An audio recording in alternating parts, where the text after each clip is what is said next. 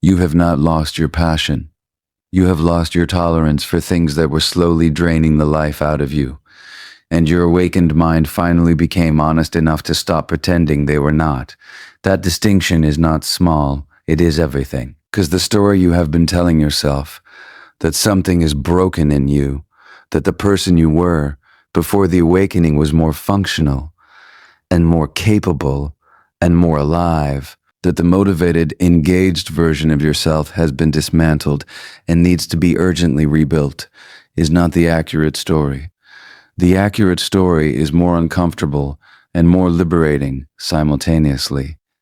You became too conscious for the life you were living, not too conscious for life itself, for the specific version of it that was organized around things that were never genuinely feeding you, the goals inherited from a cultural script you never consciously examined, the relationships maintained because their familiarity felt safer than their honest assessment. The career organized around proving something to people whose opinion was standing in for a relationship with your own worth that you had not yet developed. The entertainment that occupied the surface of the mind while the depths went unvisited. All of that ran on fuel. And the fuel was not passion. It was not genuine alignment between who you are and what you are doing. It was the unconscious anxiety of someone who had not yet been honest about the gap between the life being performed and the life actually wanted. That anxiety powered an impressive amount of motion, forward-looking, achievement-oriented, socially recognizable motion. It just did not power genuine aliveness. And then something in you shifted past the point where that fuel could run without your awareness of it. And the moment the mechanism became visible, the moment you could see what was actually driving the motion stopped feeling worth the cost. That is not a breakdown. That is the first genuinely honest assessment your life has ever received. And honest assessments, once made, cannot be unmade. That ends right now. What I am about to tell you is not a diagnosis. It is not a warning. It is not another framework designed to make you feel like a problem requiring a solution. It is an explanation. Precise, honest, built from the specific interior territory that most people never have the language or the courage to describe accurately. And for some of you, not all of you, but some of you, this is going to be the first time anyone has ever described what you have been quietly living through with enough accuracy that you will feel, perhaps uncomfortably, genuinely seen. Stay with me, because what comes next was written for exactly where you are. The loss of interest that spiritually awake people experience is not depression. It is not burnout. It is not a neurological malfunction or a spiritual bypassing or the concerning sign of someone losing their capacity to function in ordinary life. It is discernment, developed to the specific level at which unconscious participation in things that do not genuinely serve your development becomes structurally impossible. Before the shift, you could participate in things without examining them. The conversation that produced no genuine exchange but provided the comfortable warmth of familiar company. The career trajectory that generated external markers of progress while leaving the interior life increasingly empty. The consumption of content, of stimulation, of the perpetual low-grade noise that the modern world offers in unlimited supply, that kept the surface of the mind occupied while the depths remained perpetually unvisited. You could do all of that on autopilot. Because the autopilot was running, the inherited patterns, the unexamined beliefs, the unconscious assumptions about what a life should contain. And the autopilot did not require genuine engagement. It only required your compliance, your body showing up, your behavior conforming. Your interior kept at sufficient distance from honest self-examination that the compliance could continue without generating the specific friction that honesty produces. Awakening ends the autopilot, not through a decision, not through willpower, through the irreversible development of an awareness that can no longer participate in things without genuinely evaluating them. that cannot sit in a conversation operating entirely at the surface without noticing the surface, that cannot pursue a goal organized around external validation without feeling the emptiness of the pursuit beneath the motion. Here is the first brutal truth.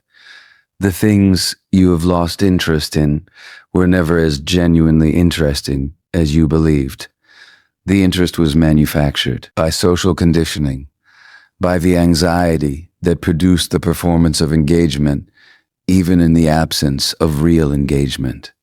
And manufactured interest can only be maintained below the level of consciousness where it can be examined. Raise it above that level, which is exactly what genuine awakening does, and it dissolves, not because the things are worthless, because they were never genuinely yours.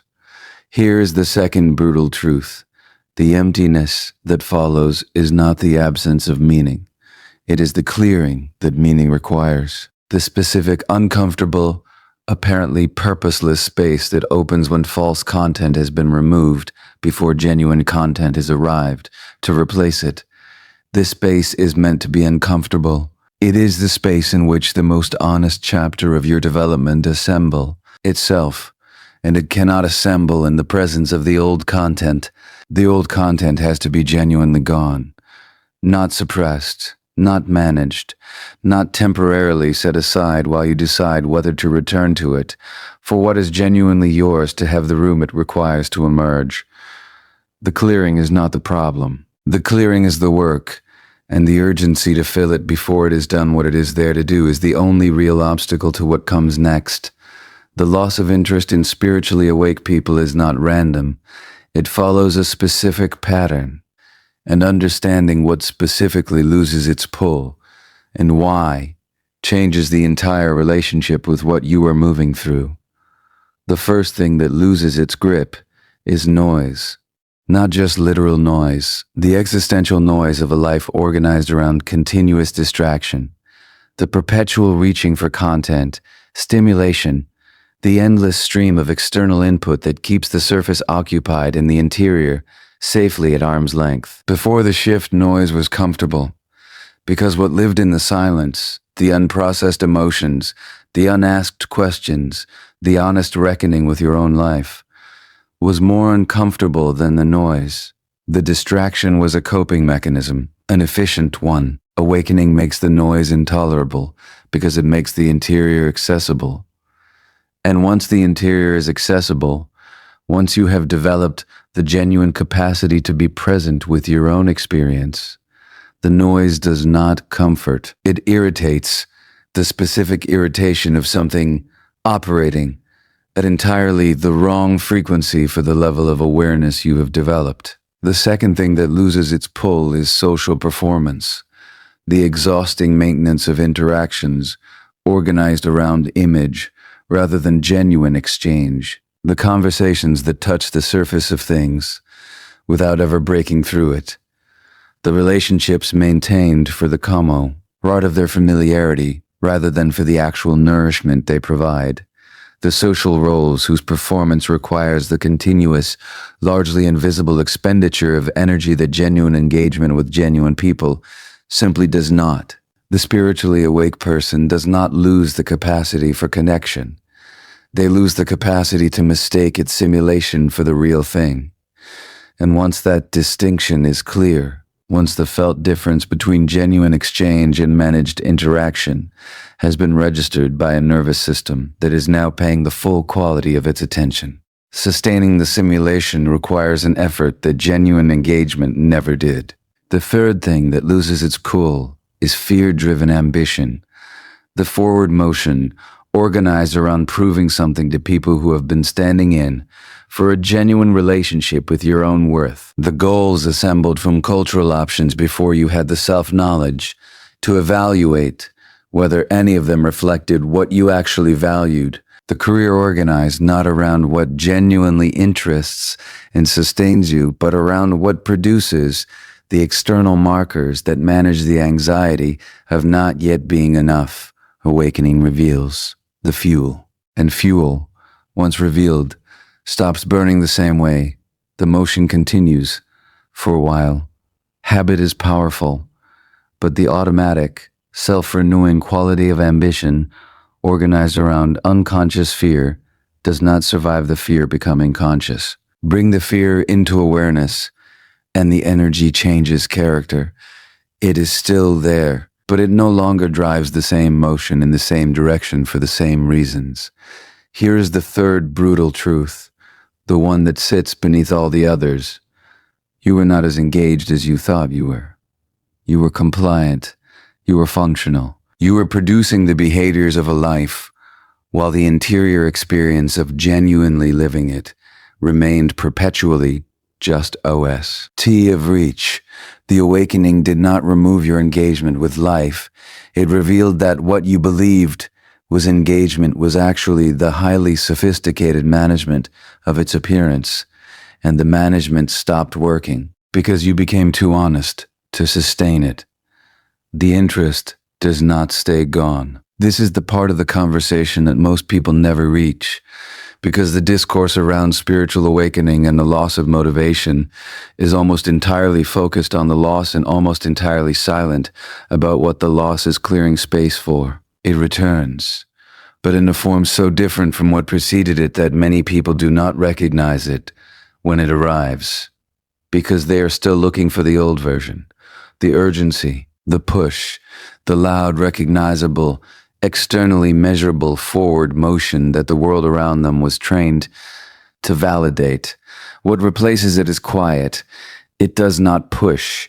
It pulls, a gentle, consistent, entirely unforced orientation towards certain things, certain people, certain kinds of engagement that arises not from the need to prove something or become something more acceptable, but from genuine, intrinsic, self-sustaining alignment between what you are doing and who you actually are. This is a completely different relationship with motivation. It does not require the specific conditions the old version required, the external validation, the visible progress, the recognition from people whose opinion was standing in for genuine self-regard. It runs on something more reliable than any of those things, on the simple, unambiguous, entirely interior signal of genuine resonance, of this matters, of this as actually mine, of I am genuinely here rather than performing my presence.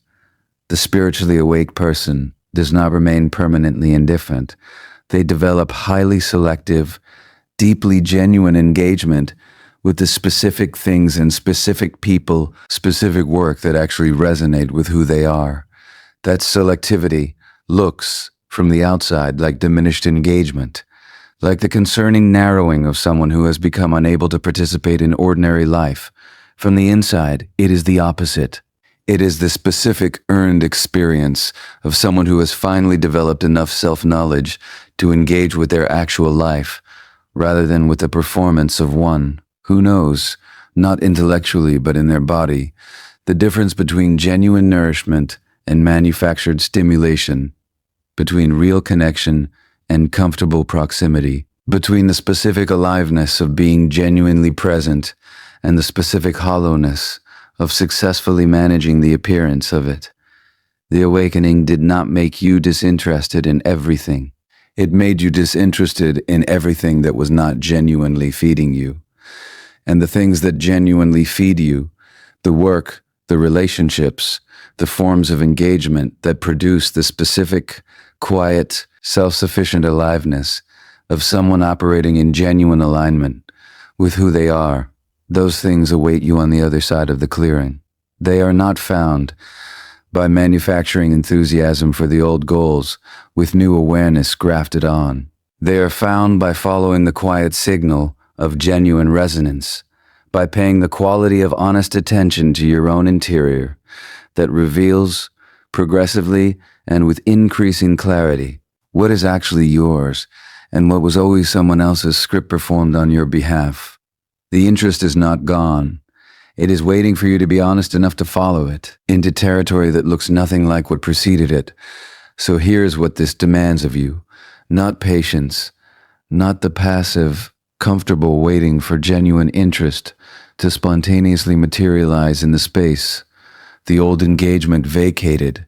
not the resigned acceptance of permanent indifference as the spiritual person's necessary condition, and not the anxious manufacturing of new enthusiasm shaped like the old, because that shape is precisely what your developing awareness has made you unable to sustain. Something more specific, something that requires something real from you right now, honest inventory of your actual current life, applied with the quality of clear-eyed honesty that the old version of yourself was not yet developed enough to produce consistently. Which relationships in your current life actually nourish you, and which are sustained by the momentum of their history rather than by genuine present exchange? Which aspects of your work feel genuinely alive, and which are the continuation of choices made by an earlier version of you that you are no longer certain was making them from the right foundation?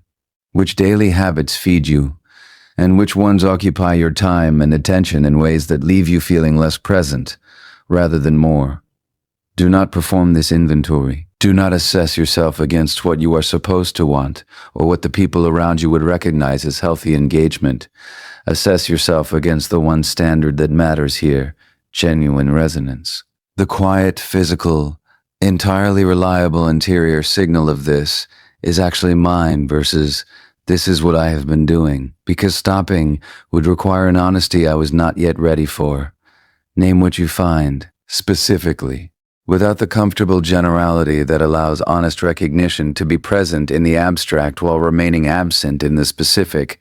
Name the relationship, name the work, name the habit, name the role, and then make one concrete movement, not the whole restructuring, not the dramatic exit from everything inauthentic simultaneously.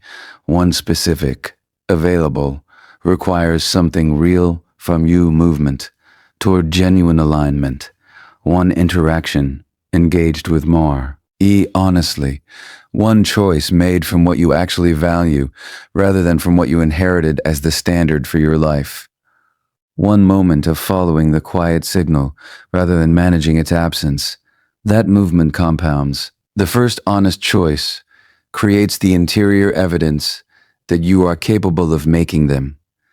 That evidence supports the next one, which supports the next one, which accumulates quietly, without announcement, into a life that is actually, recognizably, completely yours. The loss of interest is not the punishment for becoming more conscious. It is the most precise gift your developing awareness can offer. The specific honest signal that the life currently being lived and the person currently living it are not yet in genuine alignment. That there is a gap, and that the gap addressed with honesty rather than filled with urgency is the most productive territory available to you.